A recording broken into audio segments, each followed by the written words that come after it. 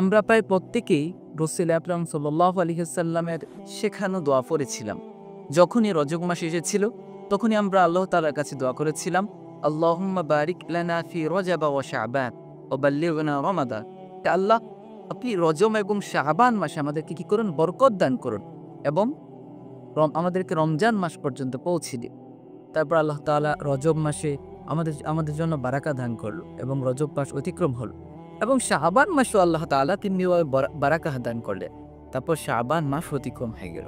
তারপর রাসূল আকরাম সাল্লাল্লাহু আলাইহি সাল্লামের শেখানো দোয়া অনুযায়ী আমরা যে দোয়া করেছিলাম, বাল্লিগনা রমাদান, তেমনিভাবে আল্লাহ তাআলা আমাদেরকে রমজানে পৌঁছে দেবে।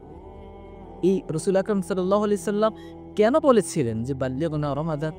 এটার কারণটা কি?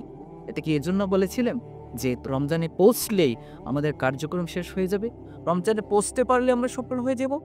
না, বরং এজন্য নয়, বরং রাসূল আকরাম সাল্লাল্লাহু আলাইহি সাল্লাম এই জন্য বলেছিলেন যে বাল্লিগনা রমাদান, কারণ রমজানে পৌঁছতে পারলে আমরা গুনাহ মাফের আর সুযোগ পাবো, গুনাহ মাফের সুযোগগুলো বেশি পাবো এবং রমজানের ফায়দাগুলো যদি আমরা নিতে পারি তাহলে আমরা গুনাহগার থেকে মুক্ত হব, অর্থাৎ আল্লাহ তাআলা আমাদের গুনাহসমূহ কি করে দেবে? মাফ করে দেবে।